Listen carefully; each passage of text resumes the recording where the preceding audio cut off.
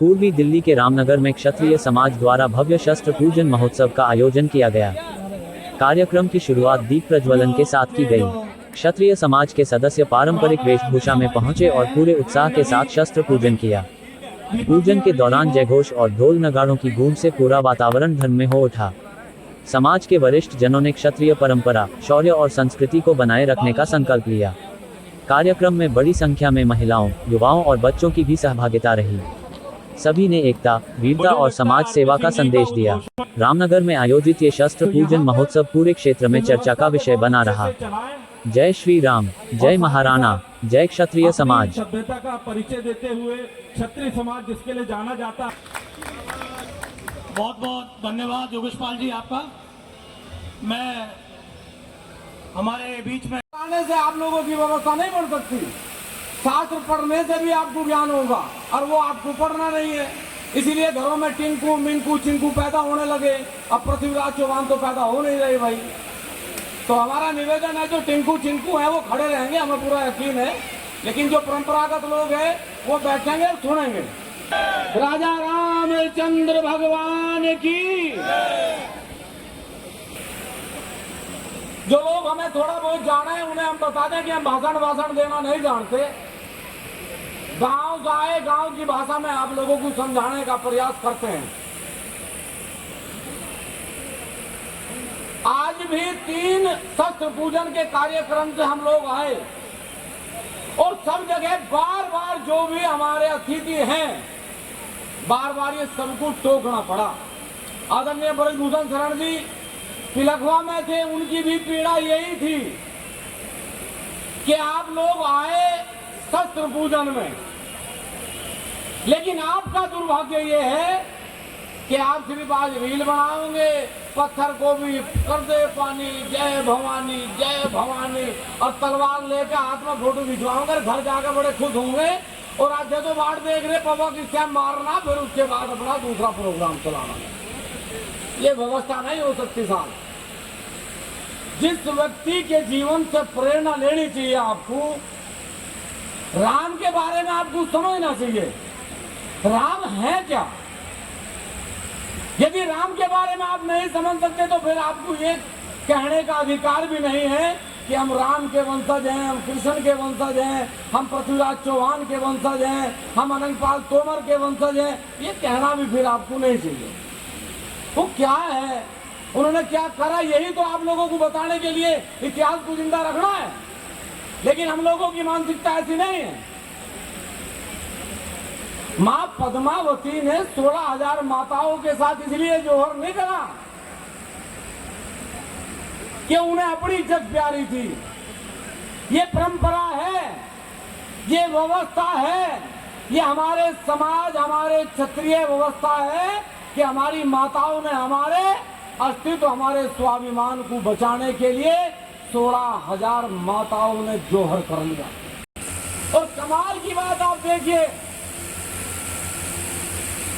इसलिए नहीं कोई हमें छुएगा, इसलिए कोई बुरी नजर हमारे ऊपर ना पड़े, इसलिए जोहर कर लिया।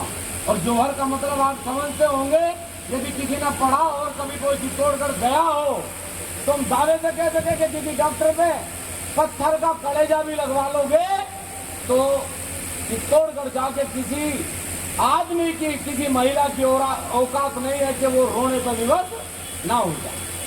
और हम लोग की परंपरा में जी रहे, हमारा कोई दर्शन भी ना कर सके इसलिए जोहर कर लिया।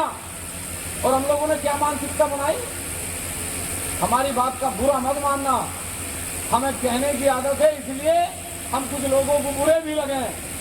मेरा माताओं से, अपने बुजुर्गों से, अपने भाइयों से निवेदन है कि माता सीता ने भगवान राम के सिवा इस दुनिया में इतने दिनों तक वाटिका में रहने के बावजूद भी रावण का दर्शन नहीं करा। तू चोर लालियो कितने गरियो ठाकुर थम जा रहियो रोके ते ना रुकता, ठाकुर किसे के सामी ना झुकता, बाल पाड़ ले जो साड़ा फुकता, छोरा चर्चा में रवेगा रे। रात तब गया जो ठाकुर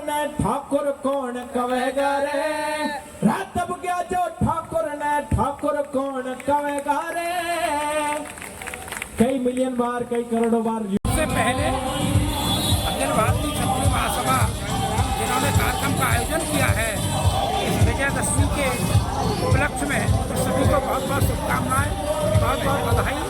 समाज को एकत्र करने का जो काम किया है, तो इस तरह के सभाओं के माध्यम से समाज को एकत्र करके जो अपने समाज में संदेश देने का काम किया है, सभी लोग बधाई के पात्र हैं। और इस दशहरा के अवसर पर, इस विजयदशमी के अवसर पर इनकी पूरी टीम को, सभी क्षेत्रवासियों को बहुत बहुत बधाई, बहुत बहुत शुभकामनाएं। कहीं ना कहीं आने वाली जनरेशन को थोड़ा जागरूक करने की जरूरत है सर। क्या है कि हमारा जो सनातन धर्म है उसकी परंपरा के अनुसार ये है कि जो जाने वाली पीढ़ी है वो आने वाली पीढ़ी को कुछ दे करके जाए, और इन कार्यक्रम के माध्यम से वो हमारी जो लगातार प्रक्रिया चली आ रही है वो निरंतर बनी रहे। तो उसी क्रम में ये कार्यक्रम का आयोजन किया गया। तो आने वाले बच्चे हैं, किस तरह से आगे समाज में निर्वहन करें, किस तरह गरीब लोगों की और उनकी मदद करें, तो वो सब संदेश देने का प्रयास करते हैं कि हमारे बच्चों का भविष्य उज्जवल हो, बच्चे पढ़े लिखें और जो समाज में दबे कुचले लोग हैं उनकी मदद करें, ऐसा प्रयास रहता है। Thank you very much sir, thank you. शस्त्र पूजन का कार्यक्रम तो आदिकाल से परंपरागत चलता आ रहा है, आज भी प्रासंगिक और आने वाले समय में भी शस्त्र पूजा का उतना ही प्रासंगिकता रहेगी, क्योंकि आप देख रहे हैं जो ऑपरेशन सिंदूर की चर्चा जो विश्व भर में है वो कहीं ना कहीं शस्त्रों की ताकत से संपन्न हुई है। शस्त्र और सेना ने अपने बाहुबल की ताकत से उसको उस मुकाम पर पहुंचाया है। शस्त्र आपके पास अगर है तो आपके शास्त्र सुरक्षित हैं, आपकी संस्कृति सुरक्षित है, आपकी सीमाएं सुरक्षित हैं। इसलिए शस्त्र पूजन का एक कार्यक्रम ये सर्व समाज का, देश की सुरक्षा के लिए, आने वाली पीढ़ी को सशक्त करने के लिए और मनोबल को ऊंचा करने के लिए प्रतीक के रूप में होता है। ये हमेशा प्रासंगिक रहेगा। समिति के लिए क्या कहना चाहेंगे, जो समिति आज जो शस्त्र पूजन का आयोजन करी, समिति के लिए? नहीं, समिति के लिए बहुत शुभकामनाएं, बहुत धन्यवाद। इन्होंने बहुत अच्छा कार्यक्रम किया है और बहुत ही एक तरह से उदाहरण पेश किया अनुशासन का, और समाज में एक अच्छा संदेश गया। सर्व समाज के लोगों को आमंत्रित किया, ये एक अच्छा संकेत है कि समाज के सभी लोग इस कार्यक्रम से जुड़ें। और निश्चित रूप से ये भारत की एक अद्भुत परंपरा है और एक एहसास कराती है कि भारत सदियों से हमेशा अनुशासन में और अपनी मातृभूमि के लिए यहाँ का जवान अपने शस्त्रों की ताकत से हमेशा लड़ता रहा है और विदेशियों को भूखी खानी पड़ी। धन्यवाद। देखो, ये देश जो है परंपराओं का देश है, सनातन का देश है, और शास्त्र और शस्त्र दोनों की पूजा हमेशा इस देश में करें। ये जो शस्त्र पूजन है हमारा, ये परंपरा है जो हमारे भाई बॉर्डर पर रह के इस शस्त्र से हमारी रक्षा करें। वो हमारे लिए उस बॉर्डर पर खड़े होकर रात दिन हमारी रक्षा इसी शस्त्र से करें, और हमारे जो कथावाचक हैं, हमारे जो संत हैं, वो शास्त्रों से हमारी रक्षा करें, हमारी बुद्धि प्रबल करें। तो इसी परंपरा से ये दशहरा पूजन का एक मासिक प्रोग्राम है जिसमें 2 तारीख से लगातार 12 तारीख तक शस्त्र पूजन का कार्यक्रम है।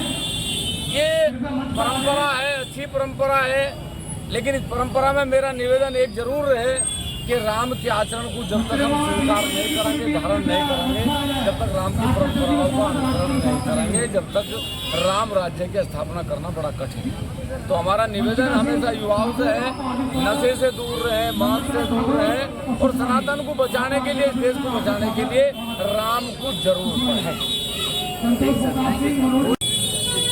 अखिल भारतीय क्षत्रिय महासभा द्वारा जो अभी ये हमारा शस्त्र पूजन का कार्यक्रम जो आयोजन किया गया है, संदेश सिर्फ एक है कि चाहे क्षत्रिय महासभा हो, यहाँ पे सिर्फ आप देख रहे हैं कि ये ऐसा नहीं कि यहाँ सिर्फ क्षत्रिय ही आए हैं।